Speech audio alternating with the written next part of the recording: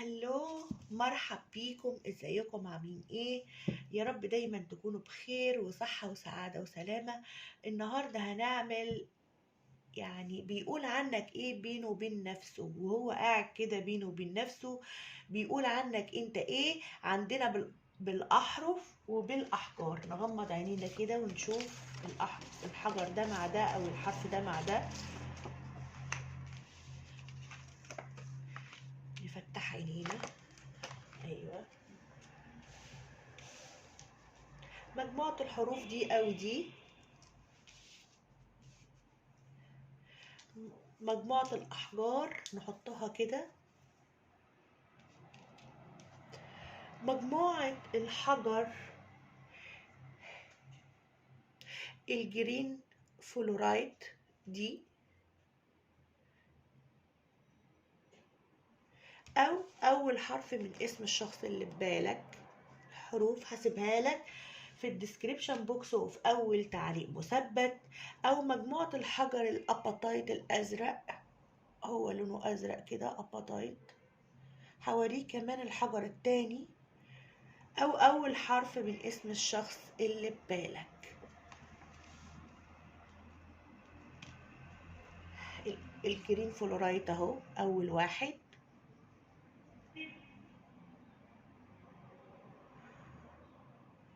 أو الحروف دي،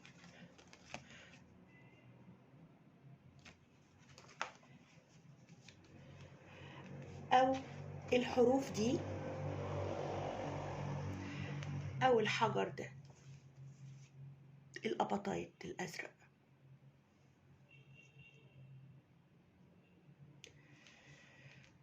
يلا، عندكم فرصة تختاروا بين الحجرين،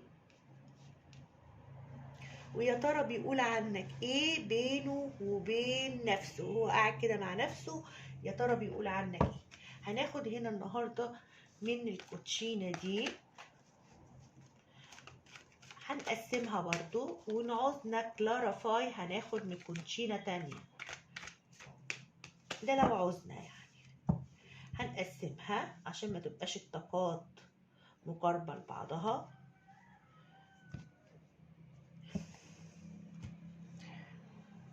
يلا اللي اختار.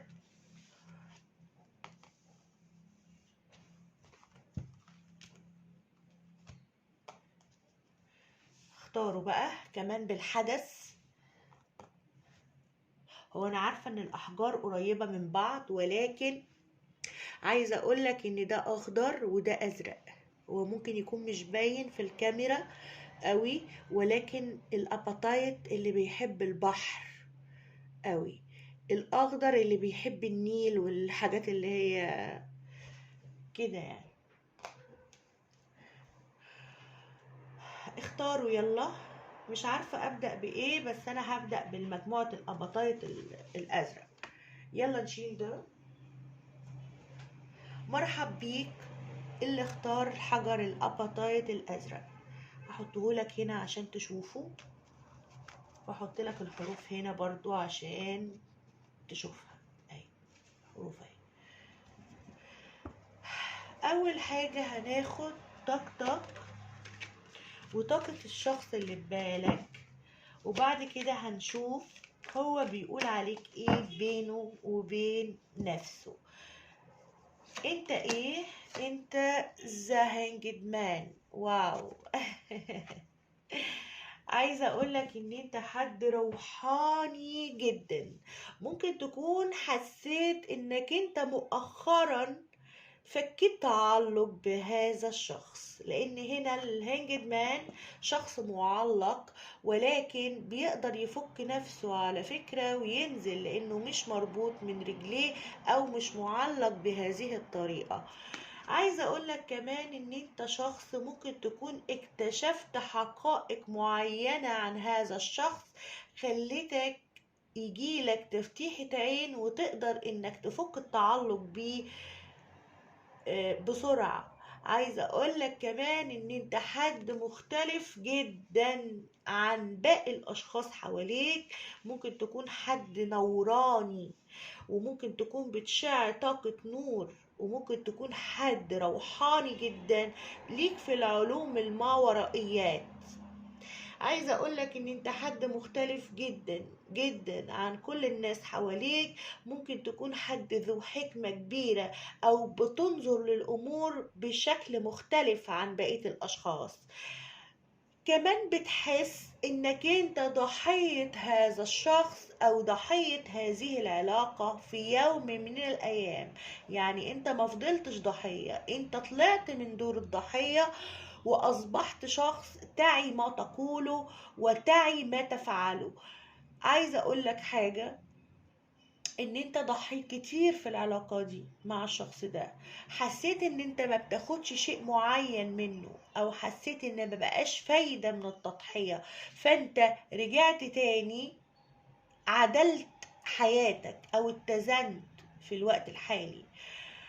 عايزة اقولك كمان ان انت بتحس ساعات ان انت مقيد في العلاقة، او مهما حسيت انك فكيت تعلق بهذا الشخص الا انه بيجي على بالك. انت شخص حبوب، حد طيب، حد ضحيت كتير. ممكن تكون بتضحي كتير على اللي حواليك، بتضحي في علاقتك بالاشخاص.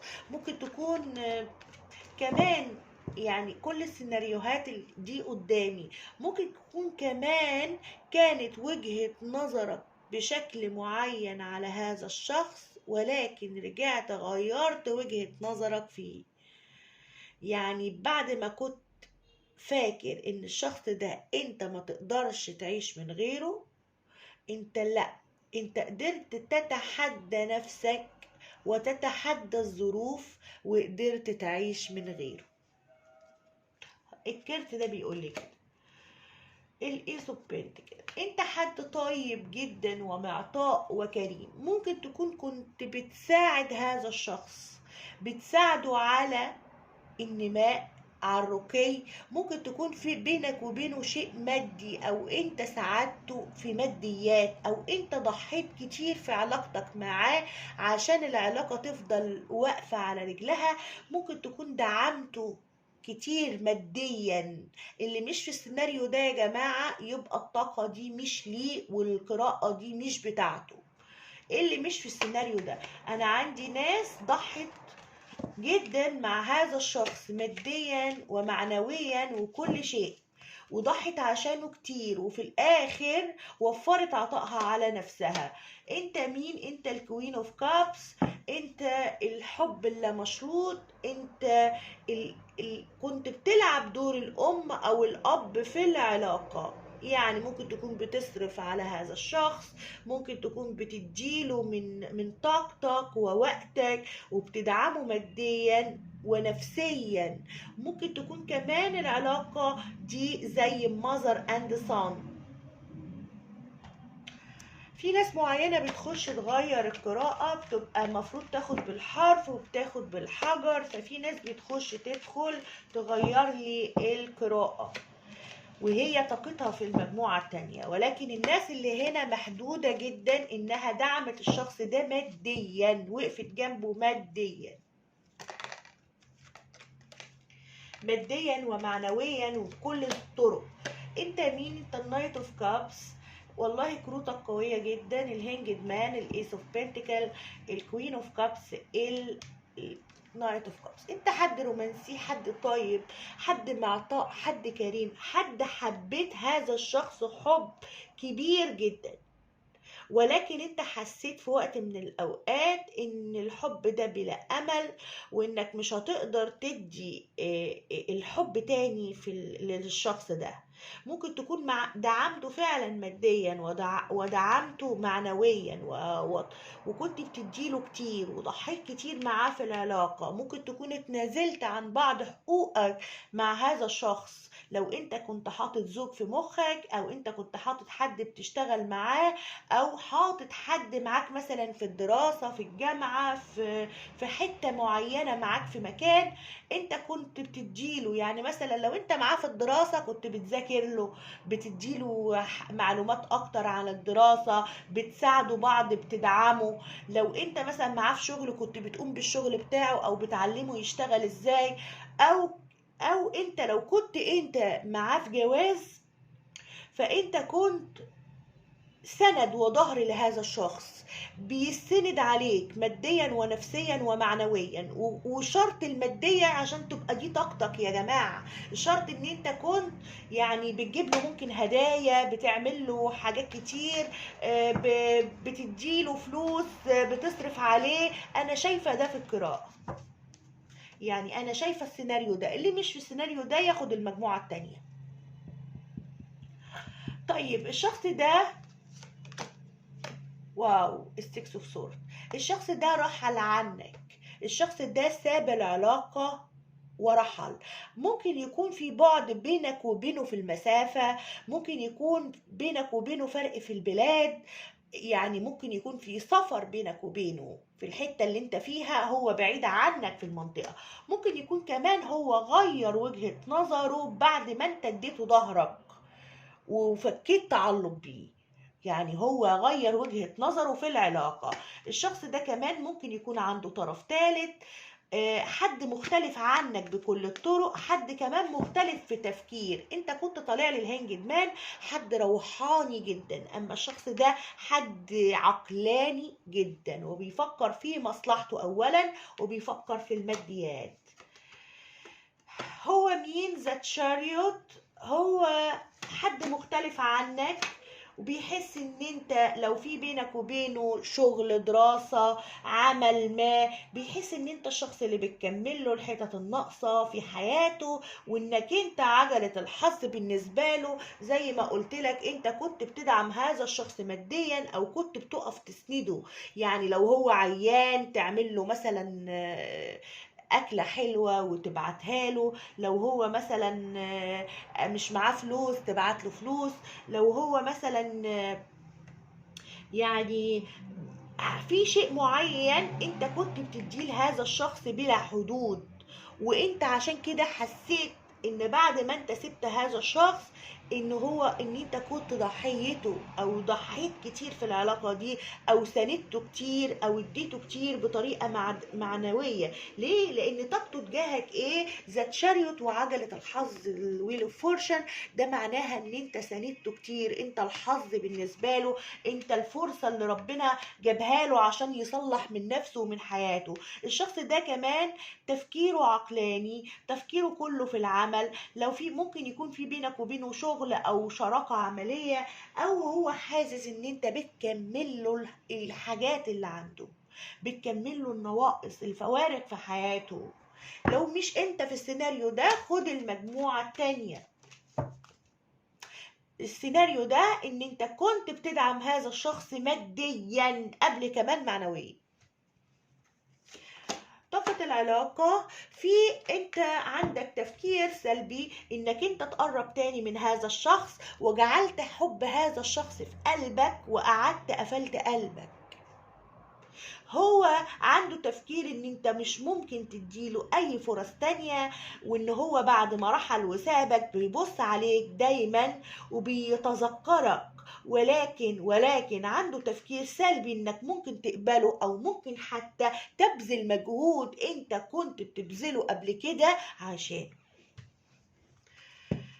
طيب ممكن انت تكون احد الابراج، برج السرطان او الحوت او برج السرطان بالخصوص، عندي 2 سرطان، او احد الطاقات الترابية اللي هي ثور عذراء جدي. ممكن يكون هو برضو برج مائي زيك او برج السرطان، او عندي هنا كل الطاقات والابراج. وممكن يكون برج هوائي، جوزاء، دلو، ميزان. طيب الشخص ده بيقول عليك ايه بينه وبين نفسه؟ ايه اللي بيقولوا عليك بينه وبين نفسه؟ يا ترى بيقول عليك ايه؟ بيقول انك انت برنسس اوف بنتكل. واو، ان انت كنت فرصة عظيمة، البرنسس اوف بنتيكل هنا اللي هو العامل النور او الشخص الخدوم الكريم المعطاء.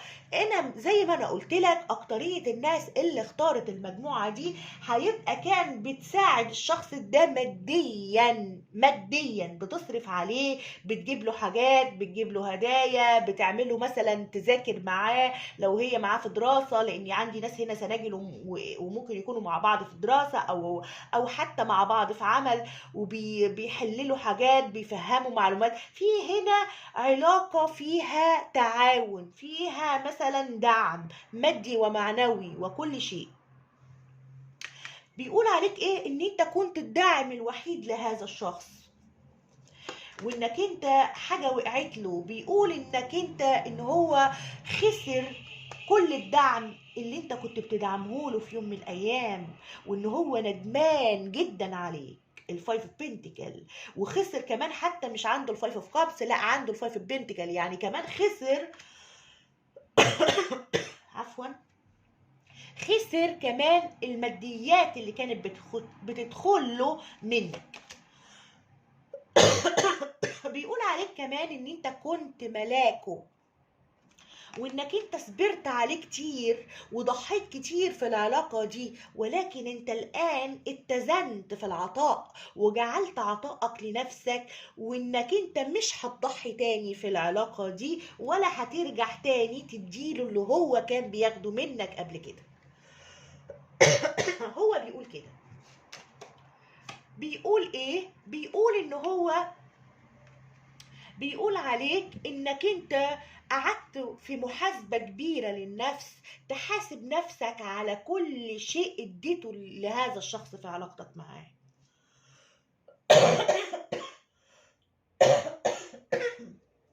عفوا انا مش عارفة صاحبكوا ده ولا حبيبكوا، حاسة ان هو مش عارفة في ايه بيخليني اكح بشرق.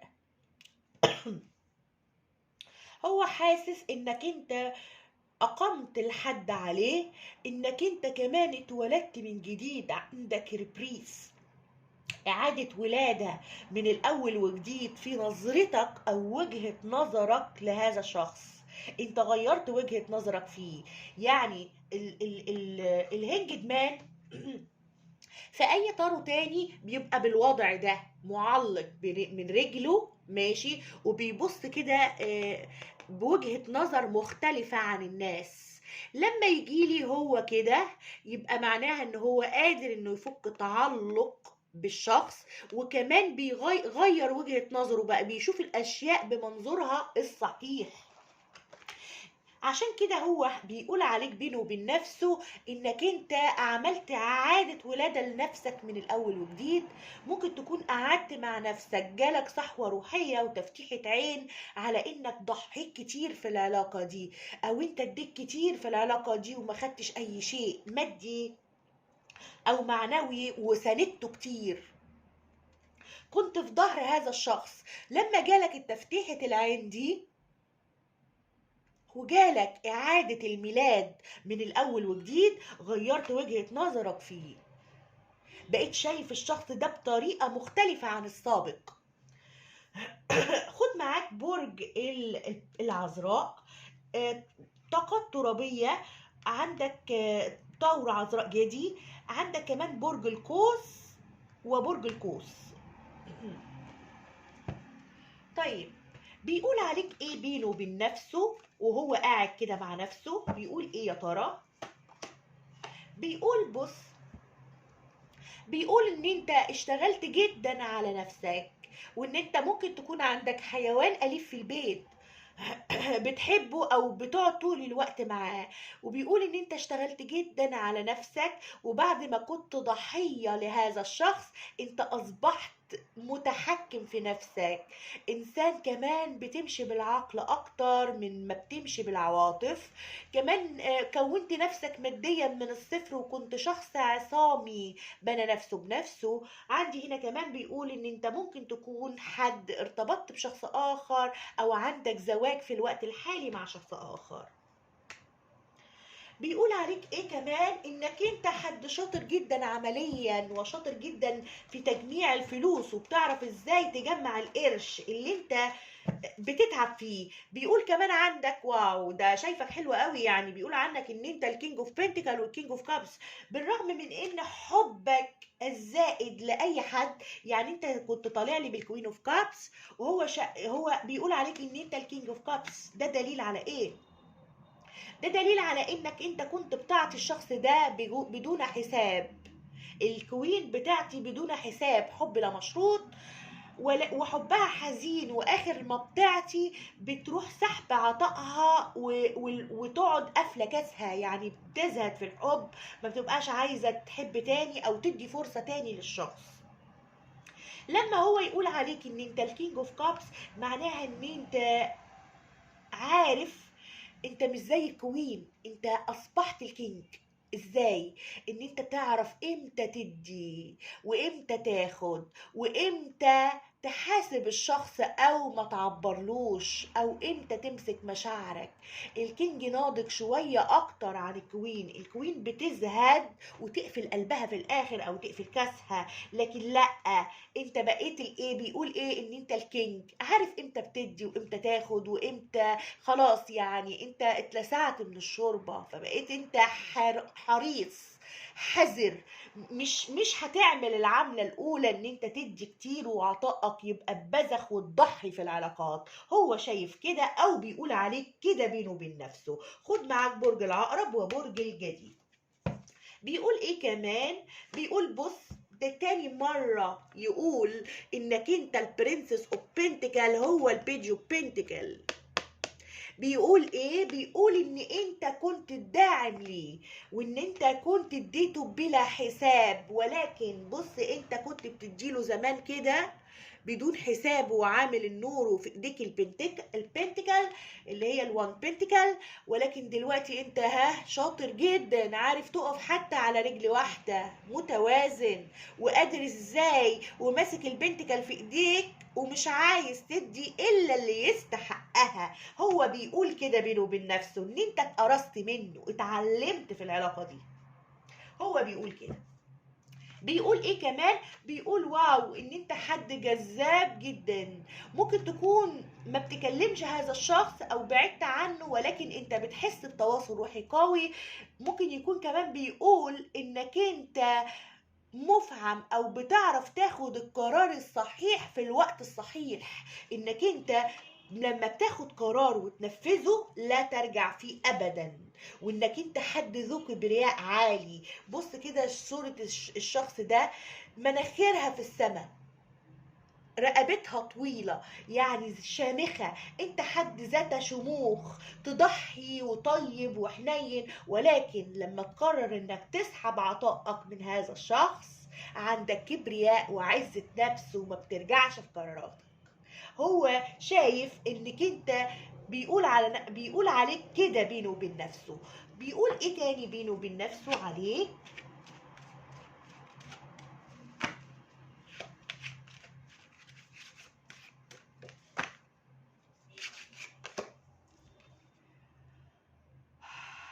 بيقول لك، بيقول عليك ان انت عندك ايمان ويقين انك تلاقي النص التاني بتاعك في حياتك، وانك انت معتمد على ربنا، هو اللي بيرشدك. وانت كنت طالع لي كده فعلا حد روحاني، الهنجة مان حد روحاني ومنظوره مختلف عن منظور الاخرين حوله.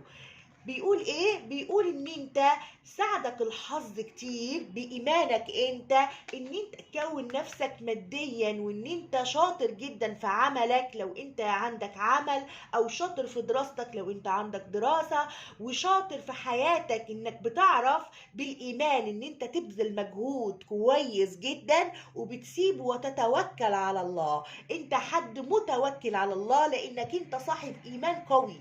هو بيقول عليك كده بينه وبين نفسه ان انت حد شاطر وحد داعم وحد عندك هدف في الحياة، وحد كمان خير وبيتصدق كثيرا، وحد بيساعد كل الناس، ولكن لا يقبل ابدا ان يكون ضحية. بيقول ايه عليك بينه وبين نفسه؟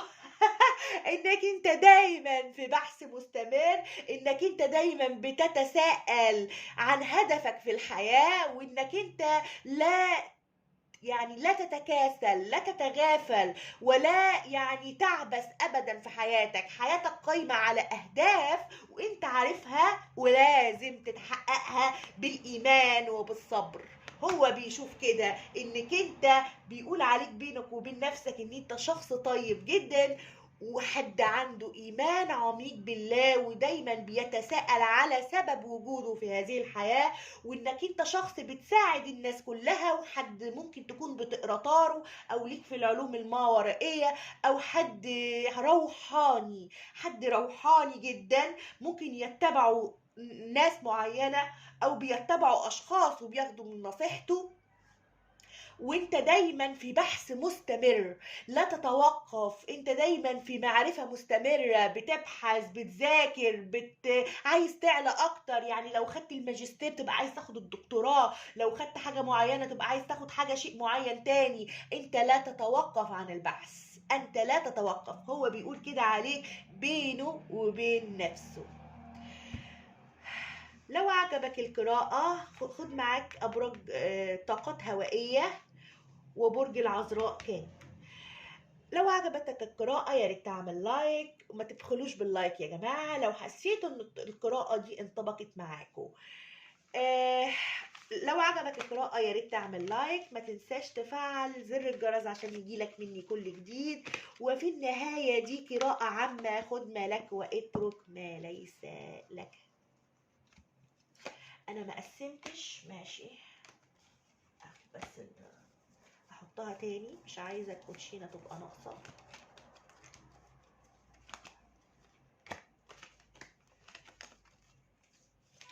نشيل كده القراءة دي وناخد اللي بعدها.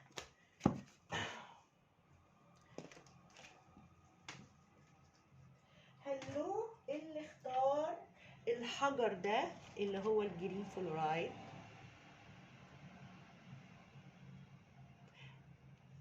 او اول حرف من اسم الشخص بباله. هناخد طاقتك انت، ومن خلال طاقتك وطاقته، وبعدين هنقول هو بيقول عليك ايه بينه وبين نفسه. ثانية واحدة افرنت ده كمان عشان انا خدت منهم شوية كروت، انا مش عايزة الطاقة تبقى زي بعضها.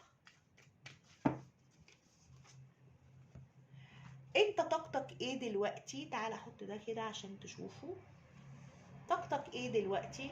او هنا،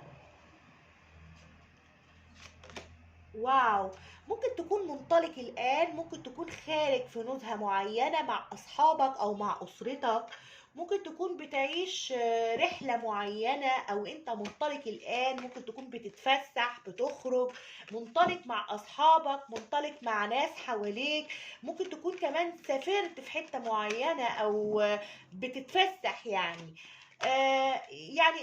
انت حد منطلق. ممكن يكون عندك صداقات كتيرة على السوشيال ميديا، ممكن تكون بتراسل اكتر من حد في نفس الوقت، ممكن تكون عندك اصدقاء كتيرة رجعت كمان تكلمهم من وقت فات.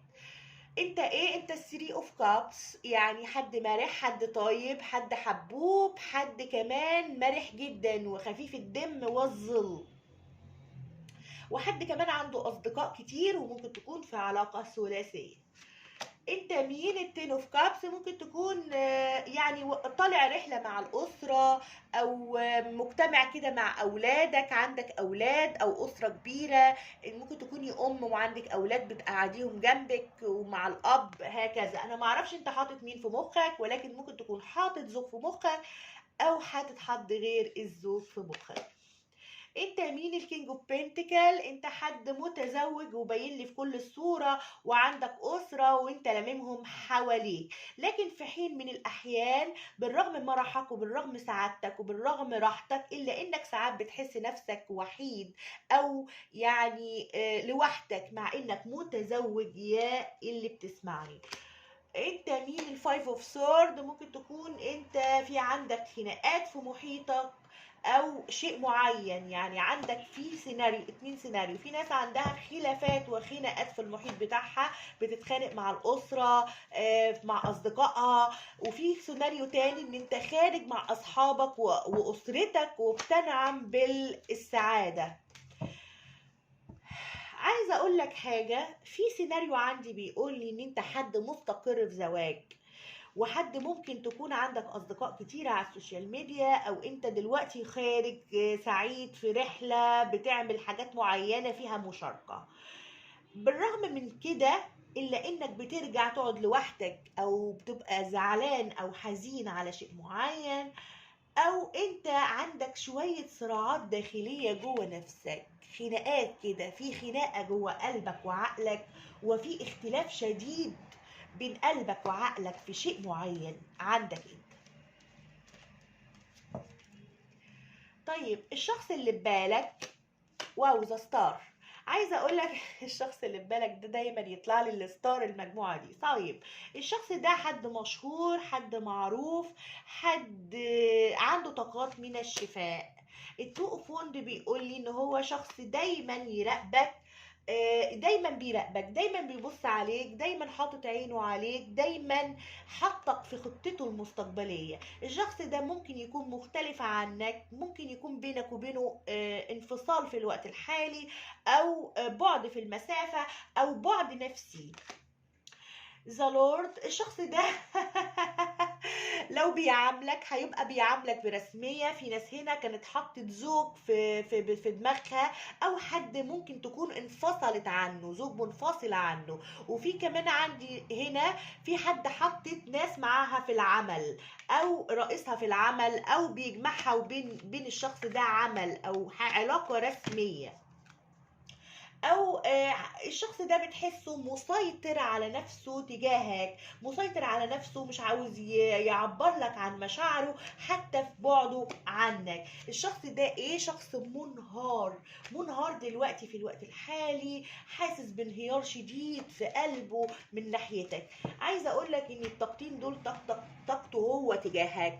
بيشعر بايه؟ بيشعر بتواصل روحي مستمر معاك. وعايزه اقول لك بيشعر كمان ان انت ممكن تكون اتخانقت معاه او عملت مشكله، او مش بس كده، ممكن تكون وقعت المعبد على دماغه وسبته ومشيت. هو حاسس بده.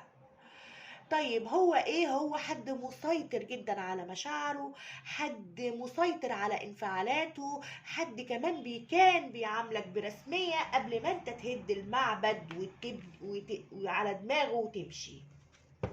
العلاقة بينكوا ايه؟ واو، ممكن تكون علاقة عبر السوشيال ميديا، او انت وهو بتعرفوا تراقبوا بعض على السوشيال ميديا، او علاقة لونج ديستانس ريليشن شيب، او في بينكوا وبين بعض عوالم مختلفة. انت بتحس نفسك من عالم وهو من عالم اخر. ممكن يكون حد ده حد معروف او مشهور، او عنده حتى طاقات شفاء. ممكن تكون حاسس انت لما دخلت معاه العلاقة استشفيت من جروح حصلت في حياتك. ممكن تكون رجعت اتزنت، ولكن انت حاسس ان الشخص ده هو كان سبب شفائك. خلاص.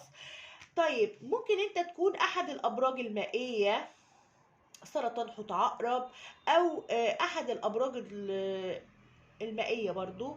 ممكن تكون انت برج الجدي، او احد الابراج الهوائية، ميزان، دلو، جوزاء. ممكن يكون هو برج الدلو، ممكن يكون برج الاسد او الحمل، ابراج يعني ابراج طاقات نارية، قوس حمل اسد، او برج الحمل، او برج العقرب، او العالم كل الطاقات والابراج. طيب لو هو السيناريو ده، هقول لك السيناريو تاني عشان تفهمني، لان ممكن تكون في ناس مش هتفهم قوي. ممكن في بعض فيكم كان في خناقة حصلت بينك وبين هذا الشخص ادت الى انهيار العلاقة. ده للبعض فيكم. وفي البعض فيكم ان انت محتار وعندك خناقة بين قلبك وعقلك، انك انت تقبل الشخص ده تاني في حياتك ولا لأ. ده سيناريو اخر. في سيناريو تاني بيقول ان انت ممكن تكون حد سنجل ومستقل بحياتك نفسيا وماديا، وعندك اصدقاء كتير بتكلمك من جميع الدول، وممكن تكون بتقضي مناسبات مع اصدقائك وبتقضي مناسبات مع عيلتك. طيب الشخص ده ممكن يكون حد مشهور او في احد مجالات الشفاء، او مثلا دكتور، او بيدي حقن، او بيعمل شيء معين في مجال الشفاء والطاقة، او ليه في مجالات الطاقة والابراج وهكذا والفلك. لان بص هنا الستار هنا، بص نجمة بعيدة وفلك وبتبص على فوق، فهمني؟ ممكن كمان ليه مجالات الفلك، الأبراج، الطاقة.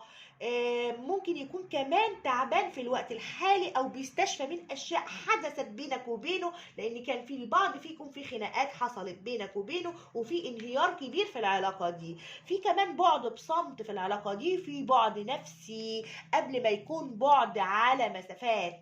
العلاقة دي كمان في تواصل بينكوا على السوشيال ميديا، او ما يعني ما فيهاش بلوكات، انت ممكن تقدر تعرف عنه حاجات وهو كمان يقدر يعرف عنك اي حاجة. طيب الشخص ده بيقول عليك ايه بينه وبين نفسه؟ تعال نشوف كده بيقول ايه بينه وبين نفسه. بيقول ان انت حبه الوحيد وحبه الحقيقي، وان هو عاش معاك ايام حلوة جميلة وعاش بحميمية. عايزة اقول لك ان العلاقة هنا بالرغم من انها كده، الا ان العلاقة دي فيها حب كبير جدا، فيها ذا لافر تو اوف كابس، يعني الاتنين. بيقول ايه؟ بيقول ان انت توأم روحه، ده اكيد. وللبعض فيكم توأم شعلته اللافر والعشاق، وللبعض فيكم التوأم القرني بتاعه. عايزه اقول لك بيقول ايه؟ بيقول لك ان انت النص التاني بتاعه، ان انت الحد اللي بتكمله، حد الشبيه ليه في كل حاجه، وان انت الحد اللي كان مناسب للزواج والارتباط والحب. بيقول ايه عليك بينه وبين نفسه؟ خد معاك برج الجوزاء مرتين. بيقول ان انت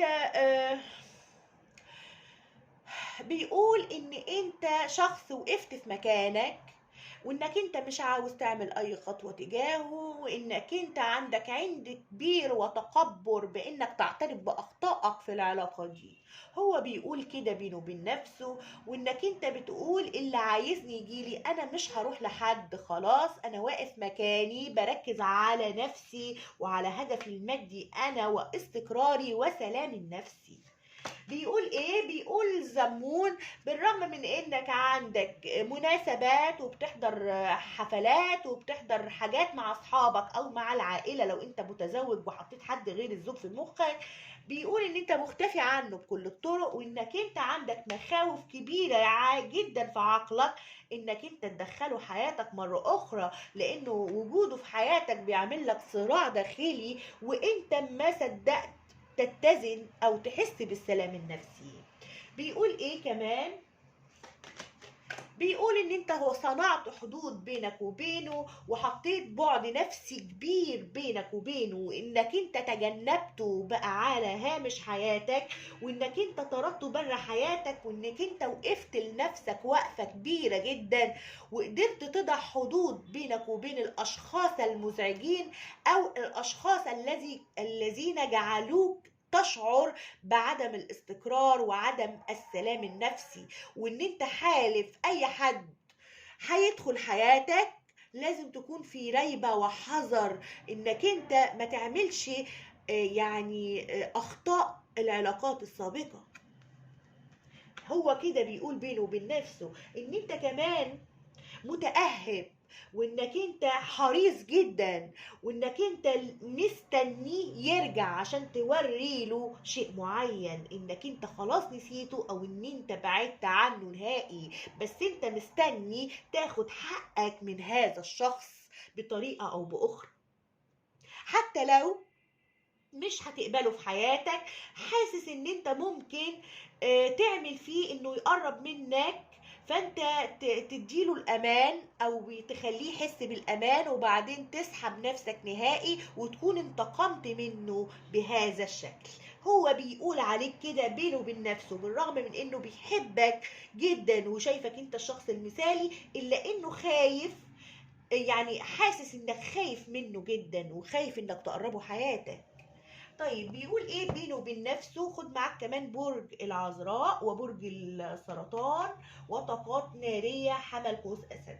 بيقول ايه بينه وبين نفسه؟ بيقول ان انت بقيت بخيل عليه جدا في مشاعرك، بيقول ان انت ما بقيتش بتعبر كتير عن حبك، وانك انت ماشي ممكن تكون تقبل وجوده في حياتك من ضمن الحاجات الكتيرة اللي عندك، ولكن انت محتفظ بقلبك، محتفظ بمشاعرك، محتفظ بتعبيرك عن الحب لنفسك وفقط. بيقول ايه؟ بيقول ان انت بخلت عطائك عليه، وانك انت خايف منه، خايف تديله شيء معين، زي البنت كده اللي خايفة تفتح كيسها وتدي شيء معين او تدي فلوس لحد قدامها. شايف ايه او بيقول ايه بينه وبين نفسه؟ بيقول ان انت شخص بقيت متملك جدا في الحب غير السابق.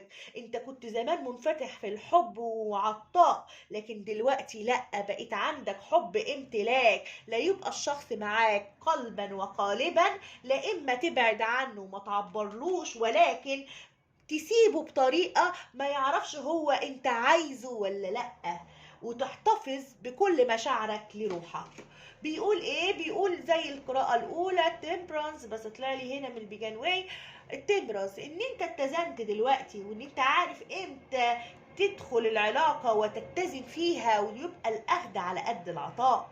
بيقول ايه برضو؟ بيقول انك انت صبرت عليه صبر جميلا، ولكن صبرك نفذ وبعدت عنه، او عاوز تبعد عنه في يوم من الايام، وان هو كان بالنسبة لك عشان تحقق توازن معين في حياتك. بيقول ايه؟ بيقول ان انت ساعات بتبقى مخك طفولي، وساعات بتبقى تصرفاتك طفولية، وبتبقى عفوي ومنطلق زي الشمس. بيقول ايه كمان؟ بيقول ان انت ساعات بتقول له كلام صريح جدا ما بيبقاش عامل حسابه، وبيبقى مش عارف يقولك ايه. وممكن تكون انت عفوي في تصرفاتك ومرح كثيرا ودمك خفيف جدا، وكان باين في طاقتك انك انت خفيف الدم ومرح جدا. بيقول ايه كمان؟ ممكن يكون عندك اطفال، بالنسبة للناس المنفصلين ممكن يكون عندك طفل منه او اطفال من هذا الشخص، وممكن تكون عندك اطفال في حياتك وانت حطيت حد غير الزوج في دماغك.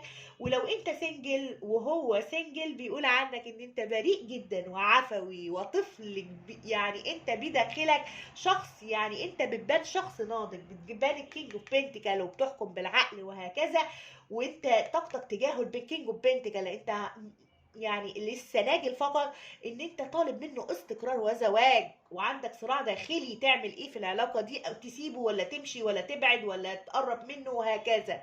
لكن هو بيقول عنك ايه؟ بالرغم عقلانيتك دي ويعني كبر مخك، الا انك عفوي وطيب وحنين، ومن جواك طفل كبير لسه ناجل. وكمان للآخرين، هو شايفك حتى لو انت حد يعني متزوج ومخلف مثلا، عندك أطفال، أو انت كنت معاه يعني حاطط زوج في دماغك وعندك منه أطفال، هو شايفك برضو طفل كبير مرح بتحب الحياة ومنطلق ونظرتك إيجابية للأمور.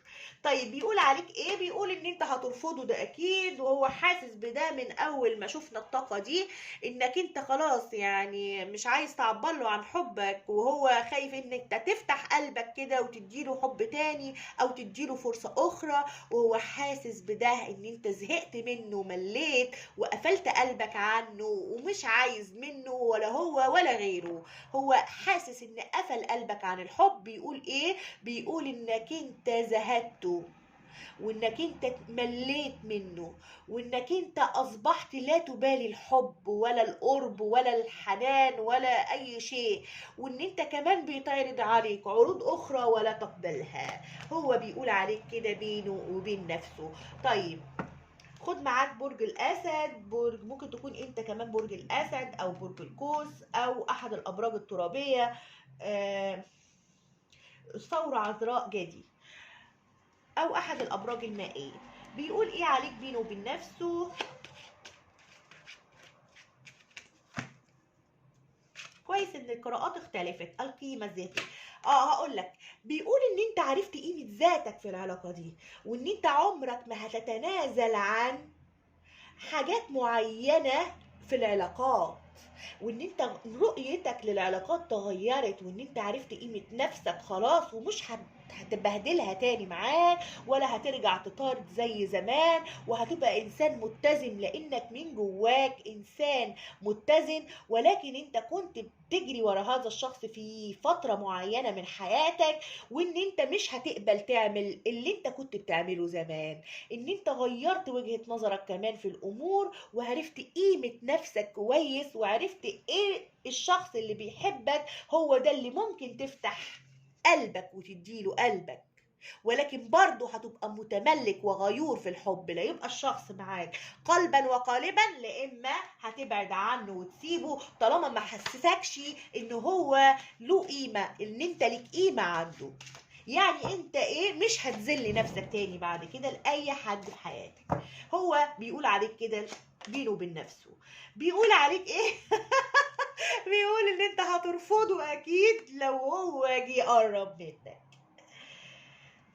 لو عجبك القراءة يا ريت تعمل لايك، ما تنساش تفعل زر الجرس عشان يجيلك مني كل جديد. وفي النهاية دي قراءة عامة، خد ما لك واترك ما ليس لك. اللي حابب قراءة خاصة يتواصل على الرقم اللي حطاه في الديسكريبشن بوكس وفي اول تعليق مثبت. اشوفكم على الف خير، باي باي. عجبتني طاقتكم جدا انتوا والمجموعة الاولى، ما شاء الله عليكم، انتوا طلعتوا في الوعي وبقيتوا حلوين، يعني اقول لكم ايه، برافو برافو بجد، شابوه يعني.